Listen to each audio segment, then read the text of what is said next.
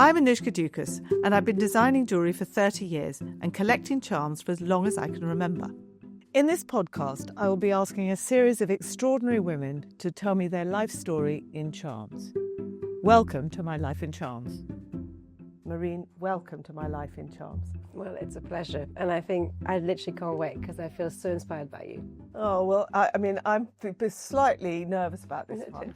I am, because when I read all about you, I'm like, oh my gosh, she's so young and she's done so much. So you say, but yes, okay, I will say the same thing.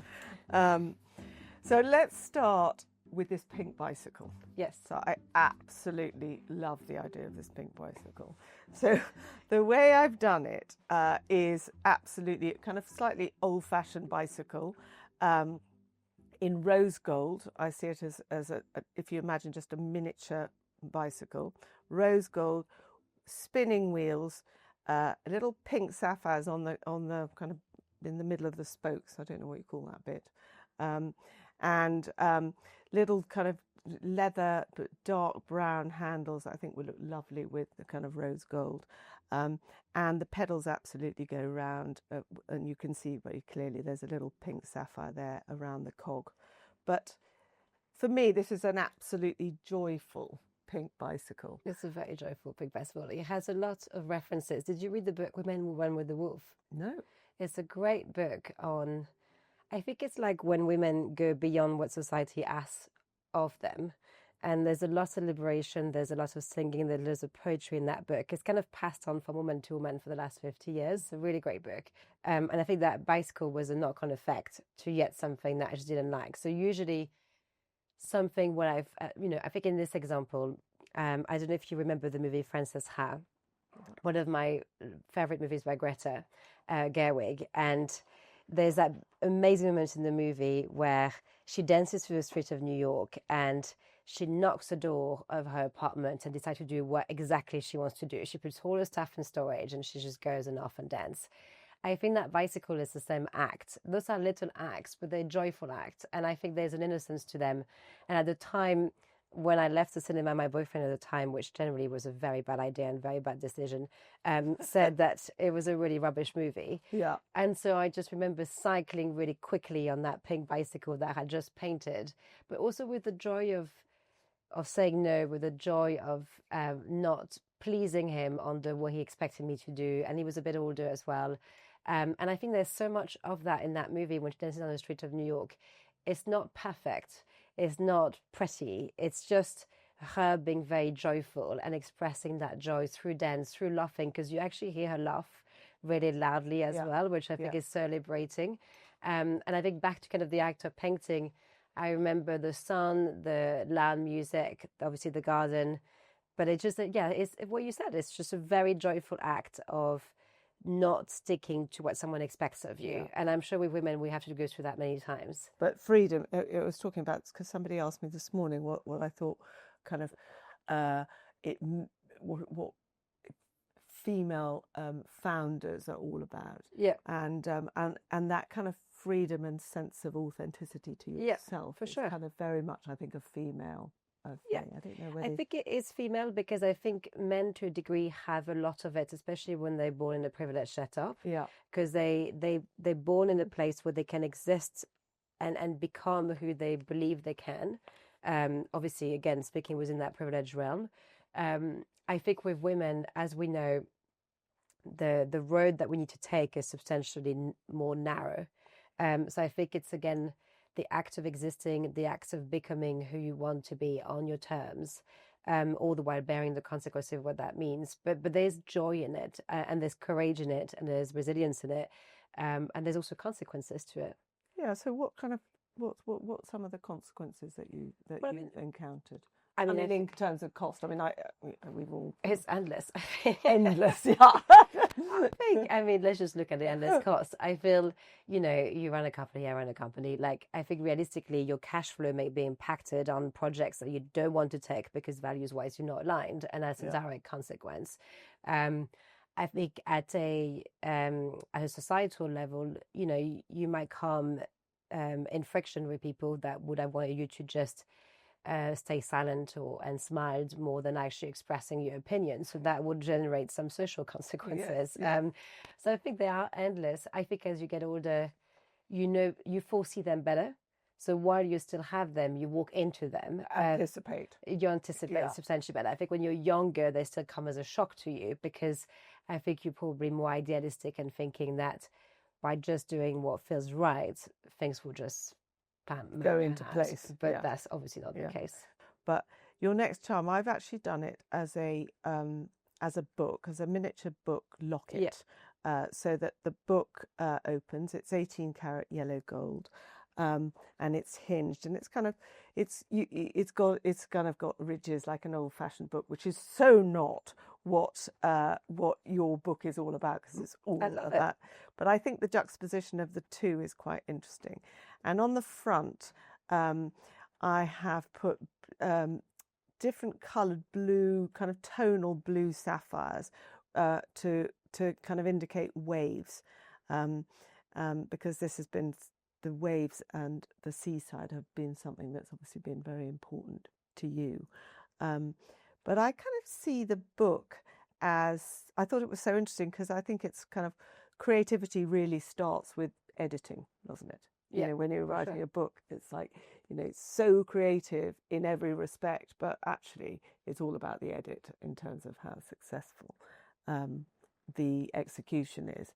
But just talk to me a bit more about the seaside and why What is so important? Well, it's interesting because not to kind of challenge your exercise, but you've also put a charm with pregnancy. Mm-hmm. But I think the sea is expensive. What I mean by this is not expensive as in wealthy, expensive with an A.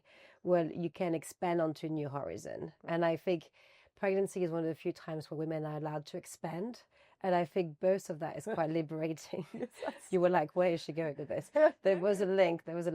And I feel therefore, I think the sea is always very inspiring because you look at it and I think the fact that you're so little in front of it reminds you of how non-important you are. But that's specifically what gives you the strength and confidence to go and do things. I think it's because you're so little that actually the entire life doesn't rest on your shoulders. You can try many things and fail them. You can have opportunities and change your mind. And I think there's a great you feel reassured that you're part of a bigger, wider thing. And I think the sea kind of gives that to you. All the while also something that I find a lot through dance and through sports in general, but the sea has many moods. And that's totally acceptable. Like I feel something that, when you dance, when you do sports in general, is, that your body on Monday morning is different to Monday afternoon is different to Wednesday. Something that we tend to forget, especially in the business world, is that we're a constantly evolving thing. And the sea is in front of you telling you that. What you've seen of now is different to what you see in 2 hours. Totally. And you're obviously not going to counter it by saying, I don't want that sea. It's just that will never even cross your mind. But I think, again, that enables you to be so many multiple versions of yourself. And I think all of that, obviously, I don't think I would have articulated that being younger. But I think it's so reassuring to see moods because the sea obviously gets angry, gets sad, gets melancholic, gets happy, gets still. So I think you have like an explosion of moods. In French, actually, the sea is female. So it's just an explosion of different emotions and moods. And I think it's just somehow very calming. Well, at least for me, all of those moods felt very calming. And obviously, a lot of people always talk about the fact that, it kind of, I think I could sit in front of the sea and I could have my emotions being absorbed and feel better from walking back. And that was already like an early stage way for me to deal with things when they were complicated at home. So I'm sure for many people that I think the water is so powerful for this. But I definitely identify with how transcending it, I think, being in front of the seas. I mean, fun enough, you're very articulate on it, but actually we live about half a mile from the sea. And so for me, the sea is the place where I go and walk and think and enjoy all of that. But I hadn't thought of it quite so kind of visually as moods, and you're so right. Of course, it has. It was a healthy mood. Yeah, no. I absolutely. It's such a lovely. Because it's really interesting. There was I remember reading about the economics of happiness and how you're having to be constantly happy and composed, and obviously that's completely unrealistic. And again, I think the sea just shows you the total opposite. But so does nature in general. Like nature is not composed at all times. And I think that's very reassuring to accept the land of possibilities and variations that can happen from it, I think. Yeah, no, completely. But I just want to go back to why you talked with what you actually talked about. Because there's so much to say about it. That's why I'm like, oh, I don't even know where to begin. There's so much to say. But I was very touched by the story of your grandma. Yes, so sorry. Can we just talk you about have that? to put me back on track. No, I just have to just remind myself what. So we spoke a little bit about my granny. So I think I am forever incredibly grateful to have been raised by a strong woman. I think it's something that, and in a way, and I adore my mother, and I think we're in such a special stage of our relationship, especially post me having kids. But I think my mother showed me how taking the wrong marriage could completely destroy you. And I think there was a weakness to her, which at the time I think I was tough about, but now I have so much love for and so much empathy for. But Granny was the opposite. Granny was a definition of strengths and empowerment and what a woman could do when she was felt empowered. And in a way, this is why I say I have love for both, is because I think you need to understand how both works, and you need to obviously help women like my mother's to not be in that position, which since she's in a much better position herself. But hold on a minute. You said your grandmother brought you up. Yes. So is that right? So, yes. So just explain that. So my since we're having a very personal chat, and this is very personal charms, when I was born, my dad was with somebody else already. Right. And at the time he came back a few days later to the maternity ward, and the first thing he said was that on top of this I was ugly. Was old. Which, to be fair, was partially correct. I had loads of dark hair and a big birthmark. I can't say I was very appealing, but that's okay. I mean, also now that we all had newborns, I think we can all. They're not all beautiful. They are not all beautiful. I think that's okay. But I think bearing all of this in mind, I think Granny quickly saw that my mother was not going to be strong enough because she's your mother's mother. Yeah, and she fell into postpartum depression at the time, right. Which is a big part to why I also wrote this book, because I need colors, I need art, just like you have everywhere in your house. I need visuals that makes me feel better, because I saw my mother in depression at the time, cancelling every color, going into tidying that was obsessive. There was no book, no colors, no art, and almost the representation of the depression being no colors at all and lifeless. So I grew up with Granny, who decided that therefore she would be almost like a sideline parent. And it was amazing. Brought up in France at this point. Yes. So you have to think it's a little island, Ile de Ré, which is tiny. Okay. So also you have to think that one village to the other, we're only 9,000 people a year. So going over to your granny will be a few minutes walk. So It's not like you have to travel halfway across France. Like your aunties, everyone was in the same. Okay, then I think we need to understand that. Yes. You need to understand that. Because otherwise that would be quite dramatic. Yeah. I feel like, you are in a place where everything is very near each other because it's a tiny island. Hence the bicycle as well, because you're kind of going around everywhere on a bicycle because it's such a short distances. Yeah. But I think for that, I'm super lucky because Granny I think I was allowed to do loads of things that probably, I think grandparents, when they raise you, they're not going to be as disciplined as a parent will be. If I wanted to get out of school to go for lunch with my grandparents, she will happily pick me up and we'll do that. So you have to think that discipline was probably not the thing that was most put forward. Yeah. But also creativity was there. She loved to cook. She loved to talk about anything artistic. I would listen to stories about the war from my grandparents as well. And the world felt like life and this narration, talking about storytelling, it was storytelling. I was immersed in storytelling. Yeah. And obviously and I just love all their stories. Because I think with grandparents, it's they just tell you stories non-stop. Well, there's so much wisdom, isn't exactly. there? And you could just listen to their stories endlessly. Yeah. So I think I was basically growing up in storytelling, and I just love all the stories. And so the story that you refer to with the sea is just before my granny passed away. She was in a retirement home, and she asked me. She died at 101, so she was very old, which was very lucky for me to have had so much of her until then. And she asked me if she would ever get stuck and we'll see the sea again because she's in a retirement home. Yeah. having lived in Ile de Ré for so long. surrounded And by obviously the sea is 5 minutes walk Yes. at that point, right? So it's Yes. not very far. I think being an entrepreneur, I'm sure you identify that, you know, if one is in front of a problem, one looks for a solution quite quickly. So I was like, well, I can't be the person that's going to say she's never going to see the sea again. So I've got to take her to the sea. And I just remember she was on a wheelchair. You have to find, like, you know, the bits to put under the feet so that she can actually, like, it's a whole practical. Yeah, there's a whole practical issue. As you've heard, it's not my forte. So, like, I have to really work out the how this will occur. And I had my son, I had 3 boys, but I had my eldest at the time. So I also had a little boy that, you know, as you know, like, you're on a big wheelchair. The road to the sea is not going to be perfectly smooth. Mm-hmm. And obviously you have a little boy that you have to look after. But I just couldn't break myself to say, no, you can't. So I was like, it has to happen. So obviously I dressed her. I asked for some help from the nurses to put it all together on the wheelchair. And off we went to the sea. And I generally, I mean, that's always goes back to courage. But, you know, something that I teach my kids is courage doesn't mean that you are deeply stressed in the inside when you're doing it. I was so anxious that I was doing it because I was like, if anything happens to her, or she tips to, because obviously she's heavier than I, so if she tips to, it could all go over. Yes, it will be absolutely horrid. So you do it, and then I just remember that moment of relief when your plan has worked out and she's in front of the sea.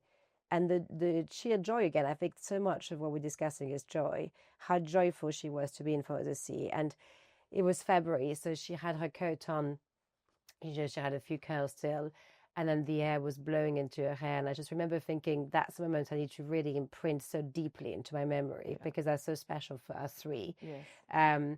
And obviously, I always found that so funny with kids, but kids really get it when this is not the time to act out. I think Atlas just didn't move. He was like, my mum is clearly sending me a signal that if I dare moving, she would not be happy about it because I was trying to also manage my son at the same time. But it was us 3 standing in front of that sea, a place that I always love to go as well. It's like one of those little opening on the sand, you know, with like a little bit of the cliff as well. It was beautiful. And then just her taking it in. And then, yeah, I just thought, I'm so happy. I mean, consequences back again. Mm. By the second I had brought her back to the nursing home, to the retirement home, a WhatsApp group of my family exploded with disagreement from all fronts. So going back to consequences, that episode did not just end with me looking at the sea romantically. Then I had to argument my whole decision making to everyone on that front. And it was a real divide of opinions. I would say the family was split between the ones who were like, she's 99. She wanted to see the sea. Marine made it happen. Yeah. To the others who were like, what if she caught a cold? Yeah. And then she will pass away on that front. Just to clarify, she passed away 2 years later. The sea did not impact her. But it was also really interesting on what is the value of life in that final moment. And I acted upon my intuition of thinking of what I knew of her. She wanted to enjoy life.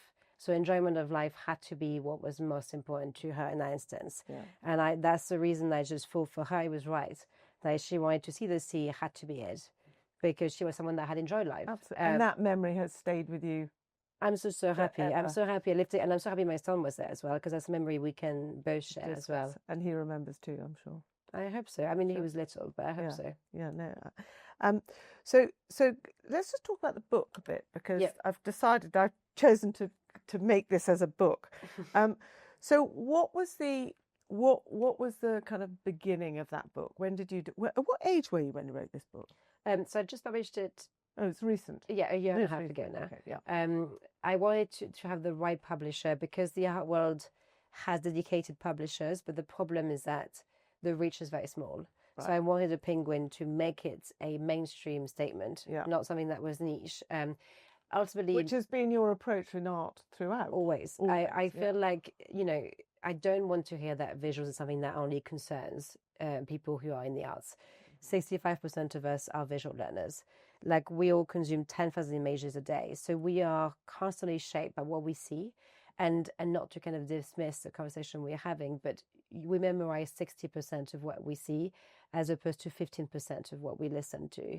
Again, not to say that... That's why we're videoing it too. Just so you know. So people remember our faces and my cup of tea more. You very sweetly bought me the book, but I am. I can't wait to hear your thoughts. No, I'm really interested because there is so much visual noise out there. How do you tell us in the book how do we switch off from that? Yes, I feel like, the title is a bit provocative, and I think obviously you can imagine the publisher knows how to do this thing so that you can buy the book, and that's the reason the book was very successful. Yeah. But I am not someone that believes in the black and white ways to approach life. I think the book is much more on how do you understand the impact that visuals have on you and the many ways in which you can tackle it. But it's not just going to be like a big detox, like a detox juice that you're going to do for 3 days and then you'll feel better.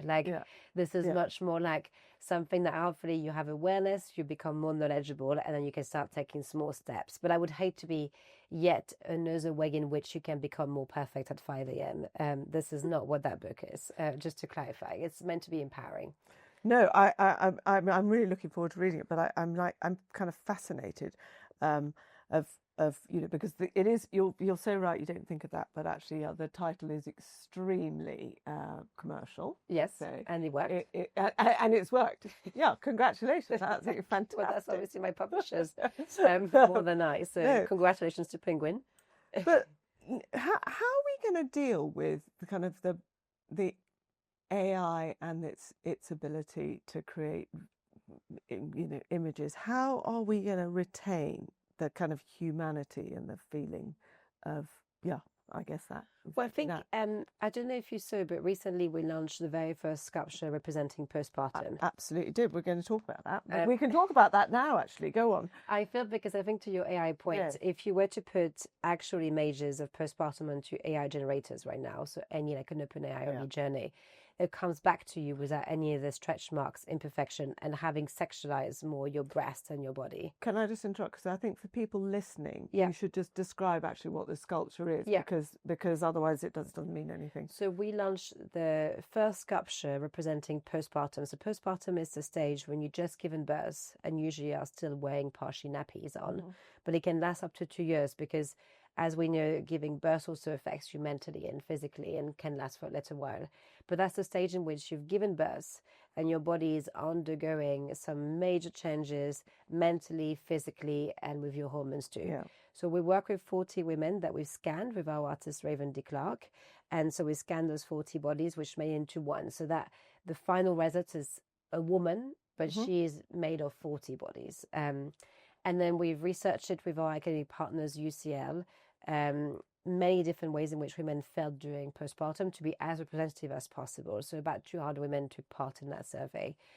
This was financed by one of our clients, Frida. And actually, this gets into my work. I built a talent agency that specifically supports artists and connect them with opportunities like this. So that art here triggers change and is right in the center of people's life. And here, in this instance, I was displayed in Westminster.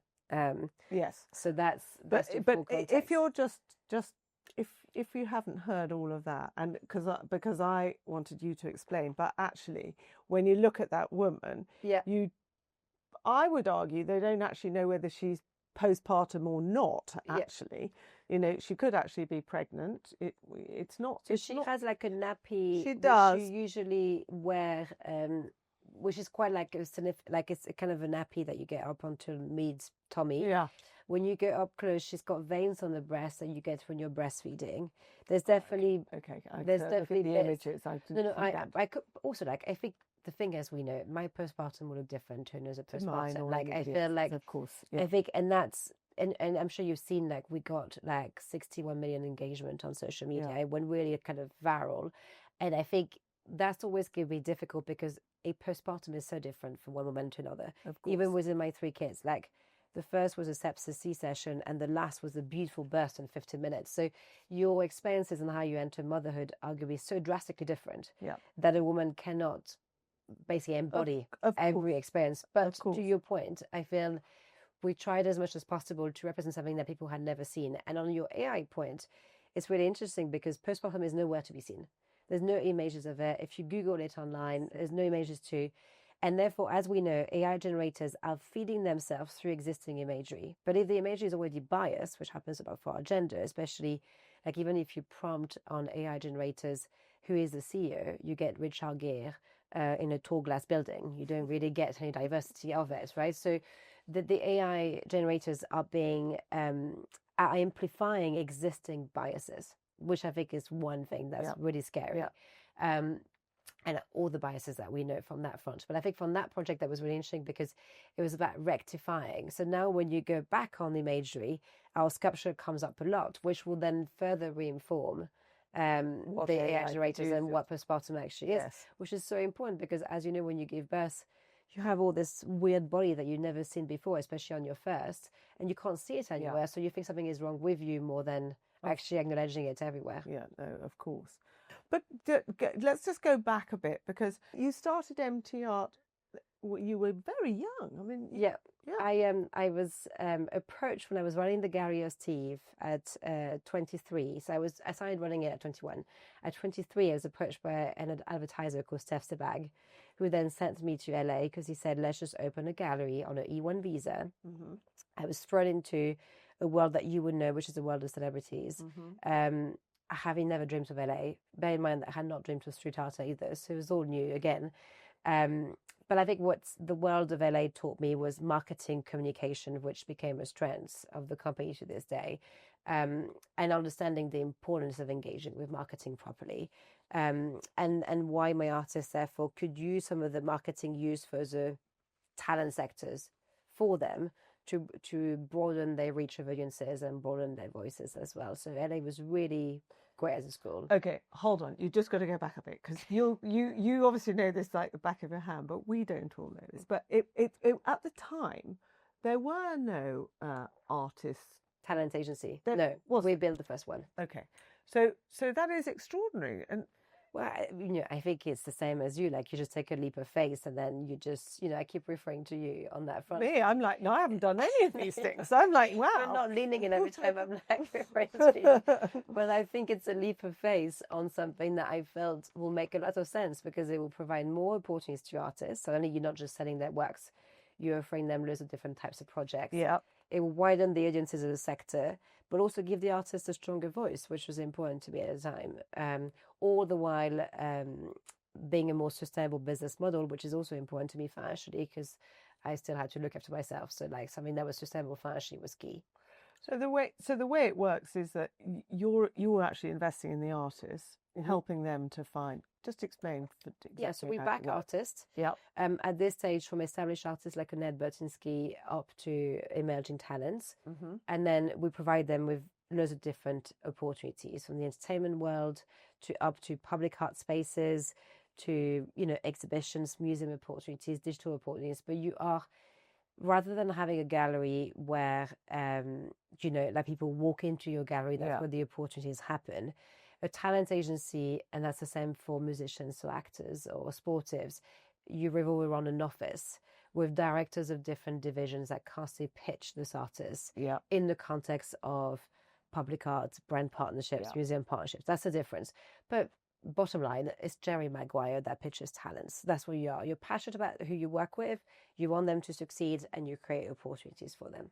So Marine, your next charm, yes, is ballet shoes. Yes. And well, this is so feminine and so utterly, it'll be. I've just done it as one charm. I've made them exactly. I mean, I did ballet when I was very young, very, very badly, but they were pink satin, gorgeous ballet shoes, and so they're in rose gold. They've got very pale light brown diamonds set all the way in the ballet shoe.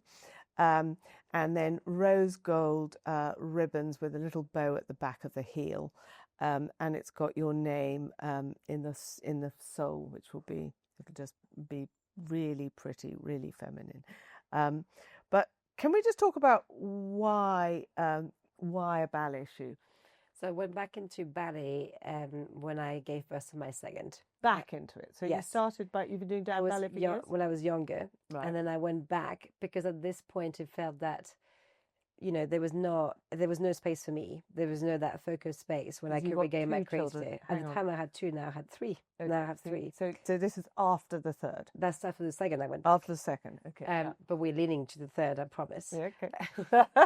But I went back at that point because I felt that my creativity, I was so involved in business life. And as you know, being a CEO, you're running teams, you have a lot of HR, you have all the joys of being a CEO. Yeah. And obviously I had the kids at home. There was no space for my creativity and there was no space for my focus and for me to expand into that as well. So I went back into it for that reason. Ballet is the reason I'm held together. It generally became my mental health and physical solace, where before ballet, my brain is full of like highs and lows thoughts. After ballet is quite well ordered and creativity is bursting and I feel joyful again. It's not an easy feast to be able to show up and put on your ballet shoes on a Monday afternoon. Yeah. Leave your phone. Exactly. And I think for that, there's that spirit, that strength is held to those women. And I think you sense that everyone is still doing it despite the challenges to turn up in the first place. And I think that's really powerful. I went back into dancing really quickly after, still wearing my nappies. I actually loved it. I still remember so strongly. It's a very famous postpartum nappies. And I feel like it was just such a lovely feel of, recovery, obviously, just to clarify for anyone, like it's not like I went super hard, but it's a joy of dancing. Yeah. Something that is just happened to your body that is so massive as giving birth. And then you're just dancing through it. And it's the act of processing it emotionally again. And now I dance a lot with my third on his sling. Actually, how old is he? He's 3 months. Oh my goodness. Yes. 3 months. Look at you. Matisse is a baby. And it's just so interesting because Matisse, your kids feel you. But Matisse, whenever he's like on me dancing, it's just such a happy baby. He's like such joyful. Because I think he probably just identifies also our time. So it's just really lovely. I've had it. My second does ballet too, but obviously not with me. He does it in class. So it's become it's become my little place. Dance Works is where it is. It's behind Bond Street. It's an academy, and it's my little solace. I just get very happy. At lessons, or it's you learning a routine to perform out of interest? So is there an end goal to? I'm fascinated whether all of you in the class. I think this has changed. As you see, sometimes my answers evolve in life. I think this answer has evolved where initially this was the act of processing and it was an act of mental health. I now adore dancing. So I surprise myself on the bicycle. You could think that's dangerous, but as I walk on anything, just doing a movement, or I'm really into it now. I just really love the act of dancing. So I think if you had asked me that 6 months ago, would I ever perform? I'd be like, definitely no. I am not doing it for that reason. But I think I surprised myself to love to dance. Yes. And I think the love has picked up. And I think the shyness that you initially feel, because what's really, as you know, with ballet was really tough is I had to turn up in that room after my second postpartum and dance in front of everyone in the center, because after every bar session, when you're doing your exercise by the bar, you have to come to the center and you have to do it in front of everybody. Oh my God. And then you are really bad at it at that time. Yeah. And everyone watches you being really bad. Yeah. And I've always thought that was actually the liberating point. If you can be vulnerable and not good at something, absolutely, but you're then learning amongst that community, then there's nothing that you can't take on past that point. And I think for me, it was such also, as an entrepreneur, you have to turn up perfect in all situations. Was here you're allowed to not be good, but to be held as you're not good and to progress from that. And I think that's a very, it's a very safe space, I think, to do that in. I love that. Do you think, has being a mother changed the way that you lead or create in your business? I'm sure. I think empathy is multiplied. I think you also see, again, we speak both of us out of privilege here, where a lot of my girlfriends could not continue their businesses as they had kids. Yeah. I have a husband that decided that despite earning more than me, my career and my company was just as valuable as his, because he also has a company, which I think is something that, takes a very special man to do that. Special, and it should be normal, but it's not. And I think that's already something that's very special as a privilege. The second privilege is not only that, but therefore I have childcare from Monday to Friday and a system that allows me to do all the events and networking and everything that's required for me to still have a business that's running successfully. So there's so much competence that means that I can be an entrepreneur and I can lead. So I think bearing in mind all those privileges, I think your empathy widens. I think your empathy and you're conscious of privileges. I thought it was just about working hard up until having kids, and men and women were side by side and we had solved so many things. Then you get into motherhood and most of your network sadly doesn't have a choice. Yeah. And you realize it's not that simple. It's not just us working side by side. There are still huge inequalities in who does household chores and who looks after the kids and all the things that we know. So I think empathy has been demultiplied. I'm sure flexibility that I offer to the team will be the same, and alongside those values, we also B Corp. So I'm sure all of this is reinforces. I think you mentioned something around postpartum, but in a way, so I never take mat leave because I know what I do, and clearly I breathe in and out of what I do. But I think my creativity, I think when you are again with kids, what you want to push out of this world has to be essential and existential. You're not going to leave your kid behind for something that's not meaningful. You will do things that are really meaningful. And I think as Matisse was just born this summer, we kicked off a project with David Attenborough on the big land art painting. We did that postpartum project. We are about to kick off the Sixth Nation with art in the center of it. We did several exhibitions that I loved as well with institutions that I adore. But all of them felt very meaningful because I think to a degree, you want the best creativity and you want the deepest meaning because you are in a position yourself physically and personally where you're not going to take on crap.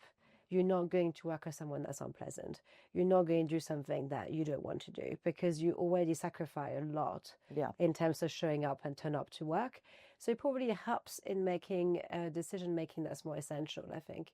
That's so interesting because I don't think I got to that place where decision until I was much older, despite the children.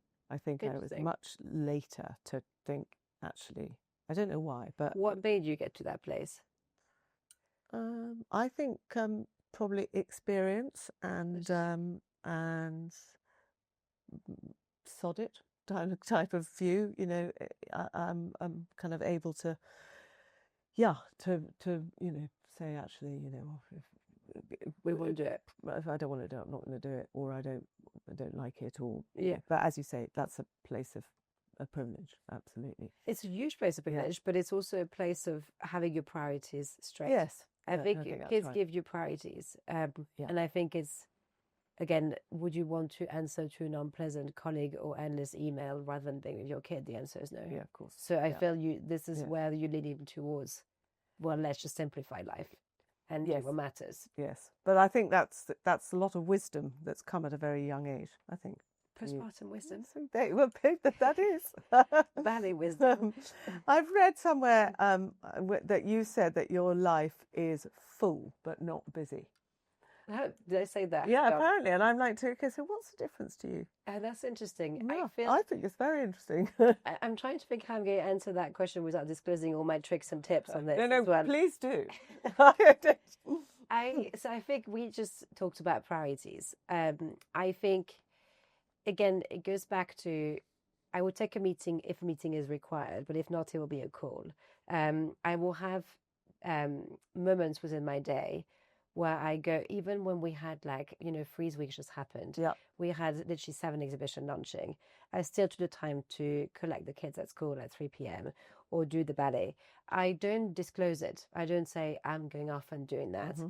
But I think for me, the fact that I maintain all those aspects of life is the reason I can turn up happy at the end of that evening.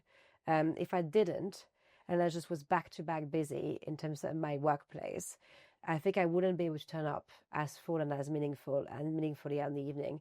And I think for someone else it might be a nightmare because I think on a Saturday, if I look at my Saturday I just passed, I flew to Dublin, gave a talk at the university there, flew back. It's now 2:30 p.m. because the plane landed early. Went straight to a birthday party with one of my dear friends with my kids. And then there was a Kennedy gala because Kerry Kennedy cares a lot about human rights. I'm on the UN side. So I then went to Lancaster House. Someone might be looking at this thinking that sounds like a total nightmare. Yeah. For me, it's like, it means that my work is not it. I've had moments, again, where my kids matters. And I have it during the day, even during the weekdays as well. Yeah. I think on a Wednesday, I will still do the ballet class of Vivaldi at 4 p.m. No, I get that. But I think what's absolutely admirable is that you can do all of those things and really be present in all Yes. of those things, because I think that's a real skill. So, Marine, your next charm, I've depicted this charm as a pregnant woman, because there's nothing more beautiful actually than a pregnant female body. I love the fact at the very beginning you said, "Oh, I like the diamond nipples." Well, okay, I have given her diamond nipples. I've actually also given her a diamond belly button. So I mean, you can choose. Anyway, she is actually having kind of looked at the photographs, not as closely as perhaps I might, but the sculpture. What's the sculpture called? Verity. Mother Verity. Exactly, Verity. Mother Verity feels to me like it is a bit like that. It wasn't done on purpose, actually, but she is an absolute kind of the torso of a pregnant lady, 18 karat gold, kind of reasonable side boobs, I'd say, and a pearl hanging from her, just because I love that kind of playfulness, but hanging from her legs. And the pearl for me is that's the detail that I love the most. Yeah, it absolutely. I made fun of your diamond nipples, but I love the pearl that is hanging. Well, it completely represents femininity, and all about motherhood. Just talk to me a bit about this, because when you did say to me actually it was all about remembering Matisse when he was born. So I always commission art around the pregnancies and births of my kids, because it's just, I think, a perfect picture. You know, all those photography, which, you have photography when you're pregnant. But again, it's about, I want to remember how I felt then. And I think I felt differently towards each. I want the colors and the composition to remind me how I was feeling then, which is very aligned with your concept. Because it's what you want to remember. It's those memories of those feelings. I think it goes back to so much of our conversation. I feel so fortunate that so much of life is rich with meaning. It's rich with projects, it's rich with art and artists, and obviously the kids and even friendships. And you have to almost accept that for every single one of them, it passes quickly because of the richness of it all. Because as a child is born, then another project is being launched, and another thing is happening, and then your friends are coming. So it's one of those life where every minute has that richness, and I absolutely adore it. But it also means that there's a little bit of grieving to each timing, as much as there's joy. I think the word I keep insisting on today, and you made me realize through our conversation, is actually all the colors and the gray zones of joy. Because joy is one feeling, but then as we discuss, it comes with the consequences and some of the grieving too. Yes. And here's a deep moment of me holding my son. He just got born. It was like I adored his birth. It just was born, and I'm holding him, and I now know this is going to be my last, because my husband does not want to force kids and would divorce me if that was the case. So we are done with, I think, at this point with 3 kids, and therefore there's a bittersweet feeling of how incredible that experience was. And of course, I complained every single day, like every pregnant person, that I was heavy and I had enough and all this, and we all do, but it's also the last one. Yes. And so this is why it's so beautiful, is how joy can be side by side with a bit of sadness, that bittersweet feeling that this is the end. And I remember feeling that, holding him, and you're being wheeled on your wheelchair to your room. So it's a very raw kind of moment. Passing all those women who were about to deliver birth, so they're about to go. You just finished. It's such a funny thing, those words, because so much has happened. I remember listening to women who had just given birth before me, and knowing all those timings for us are going to be so important in our lives, but it's happening right now. And then that's it. It's the last baby that you ever gave birth to. Again, if you listen to my husband and my eldest, they're quite delighted about it. But I felt, to me personally, it's there was sadness to it, because It's a moment in your life that you long for. You're trying to find the right partner to do it with, how you would do it, what age you would do it, how would the company cope with it. Like, there's never a right time for exactly. And you try to figure out all those options, and now it's there, you've done it. And of course, I'm going to raise them too, but it's an ending of something that I probably spent 10, 15 years thinking about. And I knew that this was the ending of that chapter. Yeah. And with that comes sadness, as much as enormous amount of relief and joy that it happened. It's a healthy baby. Yes. You know, you're holding Matisse is healthy, very healthy, because it was 10 pounds. It was enormous. But it's like one of the largest babies hospitalized also have, so very healthy. But therefore, sadness. Yeah, no, that's such an interesting. I love that kind of. You're right. It is a kind of moment of joy, and it's sadness, or just maybe sadness is a bit strong. It's a grief, but grief doesn't have to be like negative. Yeah, it's a grieving of a certain chapter. I think you have to chapter, pass and move on to the chapters, and you have to grieve some of it, because you know, I look back at pictures of my first. I was a different mother. The first, everything is new. You're so clueless to all of it. Like, there's a grief to like the chapter evolving. I am now a mother of 3, but even the way I was approaching my postpartum and everything, I was so much more knowledgeable. And you will keep grieving chapters as the others. 6, 2.5, 3 months. Oh my God! So you really have got your hands very. It's a very physical affair, because they all climb on you all the time. Yeah. Well, if you have, once you have 4, you have to change all sorts of things. My husband will not let me. I have 4. Do you? I have 4. Oh, so maybe and I'm an only child, so I'm like, this is a whole new world for me. So maybe you should come for dinner and talk to my husband about it. I love the fact that you commission a piece of art. Maybe, anyway, this would remind you absolutely of perhaps all of them. Oh, totally. My artist and Abril did it, and we actually had a whole exhibition on motherhood, but specifically looking beyond motherhood as the caregivers, the one who show up for people, the one who cares, and you know, all the silent actions that you don't focus on, but yet as the one that are most deeply felt. So we specifically, it was so meaningful, because I then got to launch the exhibition, and the painting I had commissioned was part of it. And it was all, again, a full circle. And I think that's why art for me is always so integrated. And I got to be able to curate the exhibition. It was, again, like a very special moment. But that's so like jewelry, isn't it? It's you know, it's the moment that you know, that's why I got you to talk about these memories particularly, because it's so about that. Because you've written a book, but the book, you have to read the whole book in order to have the, you know, to take the memory with you. So that's what I love it. So about. So your final charm. I've done this as an artist palette, because clearly art came a few times in the conversation. It's come up a few times in the conversation, and you've done the pearl again. I got that. It's not a pearl, actually. It's a little. It's a briolette. It's an aquamarine little briolette. So it's like where the water is falling off the paintbrush. Oh, love that. Very but clever. Because I like the movement.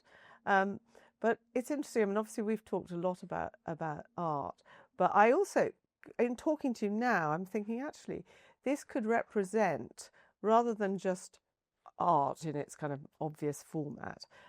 It could actually represent all the different facets of your life, all of those different colours. In what you're talking about, it seems to me that it could be all of those things. You know, it could be, I haven't drawn it as ruby, but it could be rubies for passion, you know, emeralds or sapphires, you know, it could be for desire, for all sorts of different kind of things. But I've drawn it exactly as I think most people would imagine an artist palette, where you put your thumb through. I put the paintbrushes, but where you put your thumb through the palette to hold it, and the kind of blobs of colour are represented by different stones. You know, I had got a mix of sapphires and emeralds, but actually thinking about it, I kind of think that representative of all those many facets of your life could be and the colours, like could you be said, beautiful. And I love that you put the sapphires again. I think one of the things that's kind of, you know, even in kind of doing some research about you, it made me like nervous, because I'm like, oh, Don't be. I mean, I should be the one that's nervous. No, because I'm like, because the whole world of art is a bit scary as an outsider. I think jury. Well, I think that's my point. Actually, I think it is quite interesting that they're both potentially quite elitist, quite privileged, more than etc., potentially they are. Yeah, I think both are. And so, how does one kind of? Because I'm almost fanatical about this. When I opened my very first jewellery shop, which was Links of London all those years ago, you know, everything had to be under glass because it was silver, etc., etc. But the moment you put things under glass, it's like, don't touch me. Yeah. I think art's quite like that. But I had all these things that I was pretty fanatical about. I had an open door policy. So that, you know, people aren't having to ring a bell, etc., etc., to get over the threshold. Which at the time was revolutionary, because I'm sure most were through a bell. Absolutely.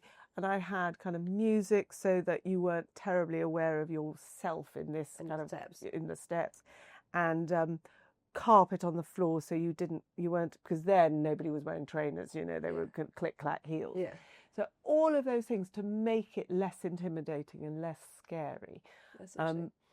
And I do think that art and artists, I mean, I'm saying this, maybe I'm wrong, but I don't think I'm wrong. I think it is all quite kind of scary, and you don't want to put yourself in a situation where you feel really stupid by asking the stupid questions. I'm not so worried about asking stupid questions anymore, but that's come also, with you age. have incredible art around us. But I mean, you know, you'll ask me about the art, and you know, why do I like it, etc., etc.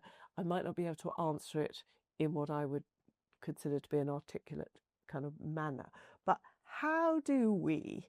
I've described how I will do it in a jewellery environment. Yeah. How do you do that in an art environment? Yeah, I feel you have to dissociate, and I think you've done that through storytelling again, because it's about dissociating the pricey value, because again, they are artists, and we've worked with many established artists whose prices are very high. Yeah. And that is because it's a market value. Those are so accomplished, such historical pieces, that this is the prices that's being attached to them with the excess.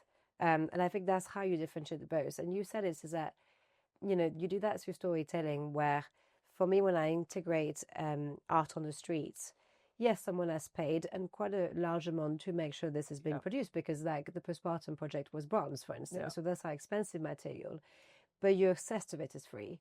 It has context next to it, so you don't have to try and work out what is very complicated or intelligent thing to say. You're being given context, just like you were.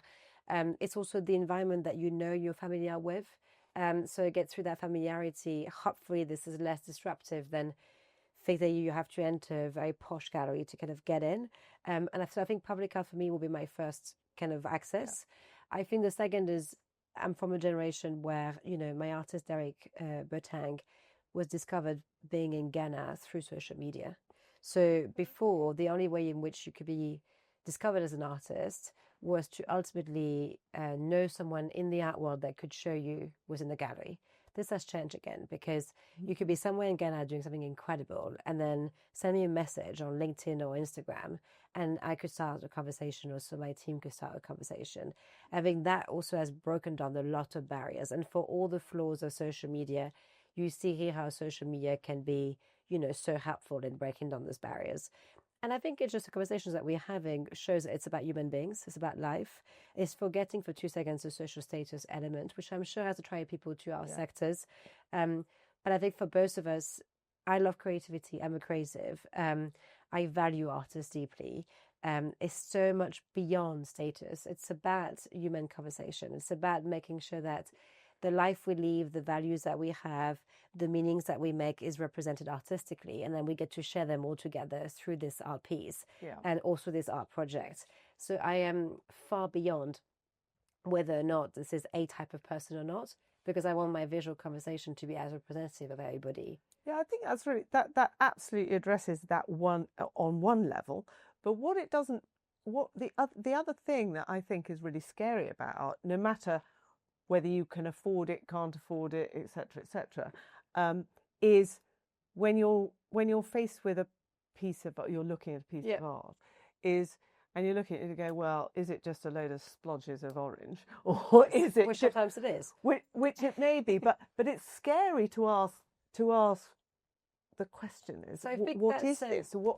And I think I am sure. Well, I hope I'm right that other people will absolutely look at, go to freeze and think, oh my God, What this is that? bonkers.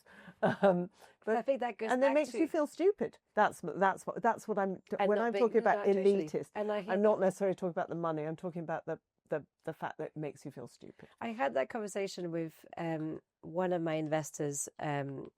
We raised funding through Simon de Pury, Frederic Jousset, loads of people in the sector who's quite well established. Yeah. Who is loads of them being men, and also loads of them coming from quite a privileged background to start with.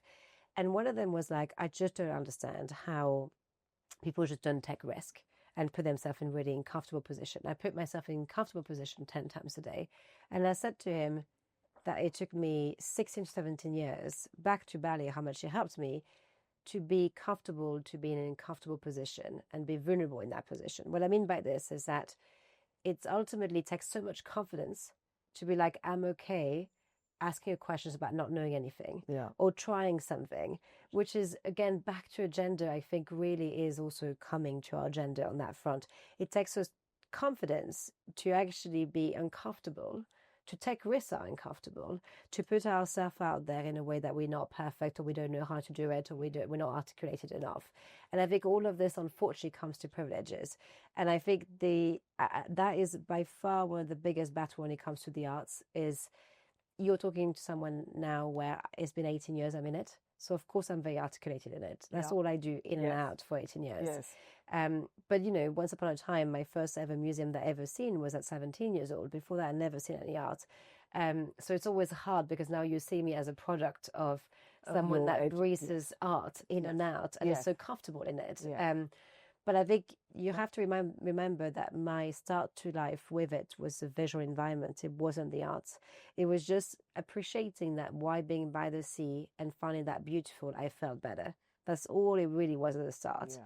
And if there was something visual that could make me feel better, then there was other visual things that could have the same impact. Yeah. So you can start as small as this.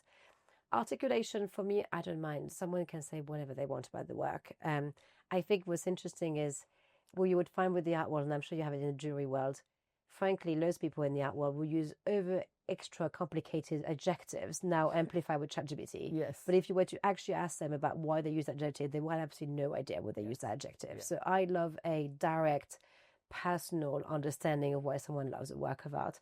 I don't need the overcomplicated adjectives. And I don't mind about the CV of the person that says at that point. But if you came up and you said that work, just like we had the conversation about the Anthony Gormley, made you feel X, I would love to start that conversation. So I think it's forgetting again is removing this complicated adjectives and I must look clever, but not needing to look clever means that you're confident, and that goes back to privilege. I feel I'm in a position where I don't need to look clever in all position of life, which is the reason I can learn more now, but that took me ages. Yes, and it's taken me ages. And that's privilege, because I'm now comfortable enough in my own skin that if I look stupid, I'm okay about that. If I ask a stupid question, that's not the end of the world. But that, again, comes with privilege and confidence. So. But that's interesting about art. I mean, I talked about briefly, I'm sure you've come across Outside In. Yeah. It's become a kind of national thing, but it really started in Chichester, actually, at Planet House. That's it. That's how it started. That's very interesting. And in fact, at Annoushka 10 years ago, I used to exhibit a lot of the outside-in artists. And to that point, as I remember saying to them, well, can you just tell me what this is? And they were like, well, I don't really know, to be honest. I've just used materials that I had, and a bit like you with your bicycle, But I do think it is a world of, it's a bit of a scary world, and I think jewelry it is similar. But you have to also remember that people have to validate their position through use of complicated adjective, because it's reassuring to themselves included that they have a position in this world, and I think that's also why the art world wants that. But but the irony of all of that is it's so excluding to people who are not in the art world. Yes, that's the problem. That's the barrier that I think needs to be broken. But I think that's a big. We talked so much about ballet, that ballet has the same issue. So ballet is £10 a lesson, which is one of the cheapest lessons you can get. If you work with Pilates in central London, this will be 3 times the amount at the minute. So, it's the same as art, like your museum. This is actually a cheap entry, and cheap, obviously, for if you can afford it, but it's still a cheap entry in comparison of all your exercise classes and memberships to the gym. Same with museums, they're mostly free. But the barrier to entry, because traditionally people who've done ballet are of a certain background, is very high. Yeah. So it's the same thing in this case, where you could go to a gym that would be 3 times the amount. But yet walking into that Georgian room in the ballet that is substantially cheaper at the financial level takes psychological strength because it seems that everyone knows what they're doing.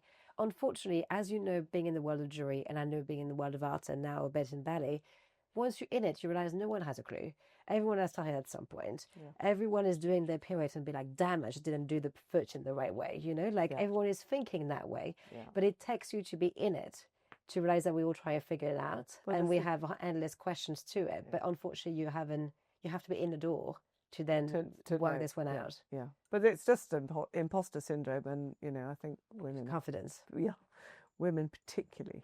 And it's expensive to have confidence, I think, in our current society. Now, as a thank you for your time, I'd like to make you one of these charms. Oh, thank you. I feel like it'll be an easy decision.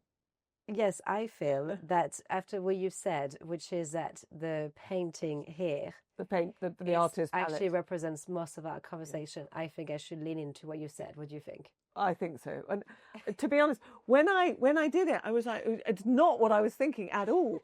But as we were talking about it, I'm thinking, no, actually. You said it. You said actually it represents the rest. Of all the facets. So we should just talk about what those facets are. But anyway, it's been hugely enjoyable. Thank you so much.